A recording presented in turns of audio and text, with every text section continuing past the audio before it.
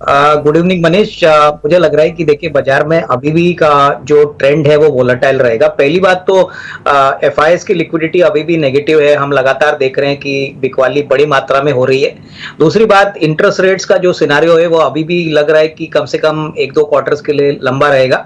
और सबसे बड़ी बात, इन्फ्लेशन को लेकर अभी भी काफी चिंताएं हैं। मुझे लग रहा है कि मार्केट को अभी ऊपरी लेवल में जाने के लिए थोड़ा समय जरूर लगेगा, क्योंकि अक्रॉस द बोर्ड काफी सेक्टर्स में डिमांड इंपैक्ट हो चुका है। और हो सकता है कि जनवरी और मार्च का जो क्वार्टर है वहां पे भी आपको कॉर्पोरेट अर्निंग्स थोड़े से दबे हुए देखने को मिलेंगे। तो मेरे ख्याल से देखिए इंडेक्स को हम देखेंगे तो ऊपरी लेवल पे मुझे लग रहा है कि थोड़ा सा डिफिकल्ट होगा नियर टर्म में, क्योंकि वॉलेटिलिटी बहुत रहेगी। लेकिन स्टॉक स्पेसिफिक मौके आपको बहुत मिलेंगे, जो कंपनीज नतीजे अच्छे दिखा चुके हैं, जहां पे कमेंट्री अच्छी है।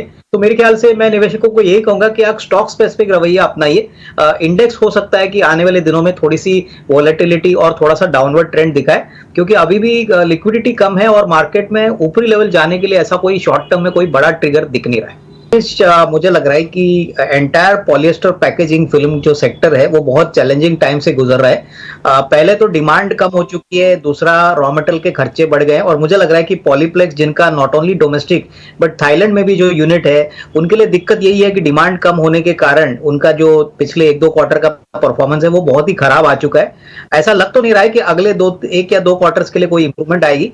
तो शॉर्ट टर्म में मुझे लग रहा है कि कोई बड़ी इंप्रूवमेंट आएगी नहीं। लॉन्गर टर्म में नजरिया अगर 12-18 महीने का है तो डेफिनेटली इसमें रिस्क रिवॉर्ड बन सकता है, लेकिन इनका काफी पैसा ऑलरेडी डाउन है इनके बाइंग प्राइस से।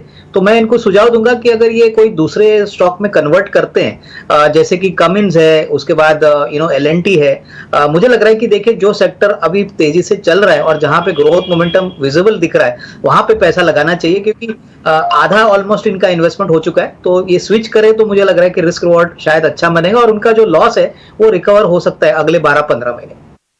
साउथ इंडियन बैंक में मेरे ख्याल से इनको निवेश कंटिन्यू करना चाहिए। देखिए बैंक के नंबर्स Q3 के काफी अच्छे आ गए हैं और इनका साउथ इंडिया में काफी अच्छा नेटवर्क है, इनकी एसेट क्वालिटी भी ठीक ठाक है और शेयर करीबन 8-9 रुपए से काफी अच्छी तरह से चला है। मुझे लग रहा है कि देखिए नजरिया 6 to 12 मंथ्स का अगर ये रखते हैं तो मेरे ख्याल से कम 20-22 रुपए का एक नियर टर्म का टारगेट बनता है।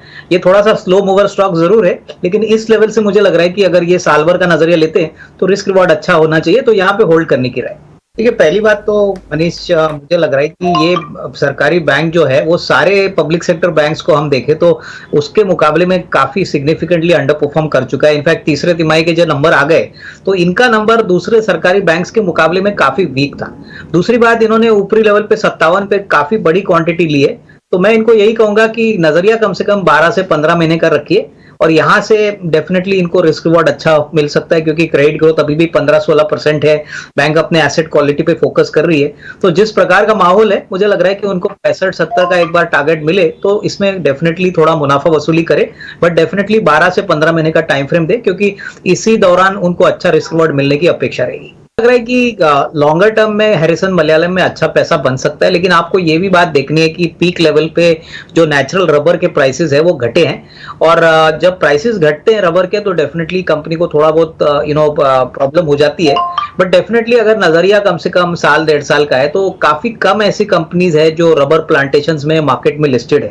तो मुझे लग रहा है कि यहाँ पे होल्ड करें, थोड़ा सा इंतजार करें, बट कम से कम 12 से 15 महीने का टाइम फ्रेम अगर ये रखते हैं तो अच्छा खासा रिस्क रिवॉर्ड बन सकता है। क्योंकि सबसे बड़ी बात, वॉल्यूम ग्रोथ जो टायर सेक्टर में आ रहा है वो बहुत तेजी से आ रहा है, क्योंकि डिमांड बढ़ रही है, ऑटो सेक्टर भी काफी अच्छी तरह से चल रहा है। तो 12 to 15 मंथ्स का टाइम फ्रेम लेके यहाँ पे होल्ड करें। अडानी पावर एक ऐसा शेयर है जो ऊपरी लेवल से काफी घट चुका है।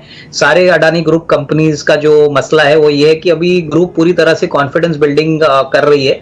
मुझे लग रहा है कि देखिए अडानी पावर का इनका जो कॉस्ट प्राइस है वो काफी ऊपरी लेवल का है। अगर इनका नजरिया 1.5-2 साल का है तो थोड़ा सा ये एवरेज भी कर सकते हैं, लेकिन टाइम फ्रेम लंबा रखिए, क्योंकि शॉर्ट टर्म में मुझे नहीं लग रहा है कि उनकी ओरिजिनल प्राइस को ये पहुंचेगा at least in the very near term. अगर 1.5-2 साल का नजरिया है तो मुझे लग रहा है कि पैसा जरूर बनेगा, बट टाइम फ्रेम थोड़ा लंबा रखिए, क्योंकि शॉर्ट टर्म में मुझे लग रहा है कि स्टॉक में आपको काफी वॉलेटिलिटी देखने को मिलेगी, both on the upside and downside. देखिए अंबुजा सीमेंट्स में हमको लग रहा है कि डेफिनेटली वैल्यू बनती है, क्योंकि देखिए ये जो गिरावट आई है इसमें मुझे लगता है कि अंबुजा सीमेंट्स का कोई लेना देना है नहीं। इनफैक्ट सीमेंट एक ऐसा सेक्टर है जो हमको लग रहा है कि आने वाले 6 से 12 महीने में एक आउट परफॉर्मर सेक्टर प्रूव हो सकता है। सीमेंट की कीमतें अभी हाल ही में 10-15 रुपए पर बैग बढ़ी है, प्लस जिस प्रकार का गवर्नमेंट का भी इंफ्रास्ट्रक्चर के ऊपर बजट में अनाउंसमेंट हो गया था, 10 लाख करोड़ का उन्होंने बजट अनाउंसमेंट किया था, तो इसका पहला फायदा सीमेंट सेक्टर को मिलेगा। तो अंबुजा सीमेंट्स में मुझे लगता है पोजीशन इनको होल्ड करनी चाहिए। अगर जरूरत पड़ी तो थोड़ा सा एवरेज कर लीजिए, नजरिया 12 से 15 महीने का रखिए। डेफिनेटली कंपनी के फंडामेंटल्स बहुत स्ट्रांग है और आने वाले दिनों में होपफुली नंबर्स अर्निंग्स अच्छे आती है तो इसमें री रेटिंग आपको डेफिनेटली इस लेवल से देखने को मिल सकती है। तो मनीष, मेरा जो वीआईपी स्टॉक है वो एक हाउसिंग फाइनेंस कंपनी है और कंपनी का नाम है कैनफिन होम्स लिमिटेड। ये कैनरा बैंक की सब्सिडरी है और देखिए इसका जो बिजनेस मॉडल है वो ज्यादातर सैलरीड क्लास के ऊपर डिपेंडेंट है। करीबन 80% बिजनेस सैलरीड क्लास से आता है, बैलेंस दूसरे रेवेन्यू स्ट्रीम से आता है। कंपनी की एसेट क्वालिटी बहुत ही बढ़िया है, बिलो 1% इनकी एसेट ग्रॉस एनपीए है। इनका नेट इंटरेस्ट मार्जिन करीबन 2.8-2.9% है और ये जो तीसरी तिमाही का नंबर आ गया था इसमें करीबन 20% का लोन ग्रोथ था, 20% की डिसबर्समेंट्स बढ़ी थी। हमारा मानना है कि इस लेवल से अच्छी वैल्यू बन सकती है क्योंकि आने वाला quarter Jan to March quarter भी अच्छा रहेगा और FY24 भी अच्छा होना चाहिए। तो यहां से मुझे लग रहा है कम से कम 650 का एक टारगेट प्राइस लेके यहां पे खरीदना चाहिए। ये अच्छी रिस्क रिवॉर्ड देने का पोटेंशियल रखता है, तो इस प्राइस पे आपको कैनफिन होम जरूर खरीदना चाहिए।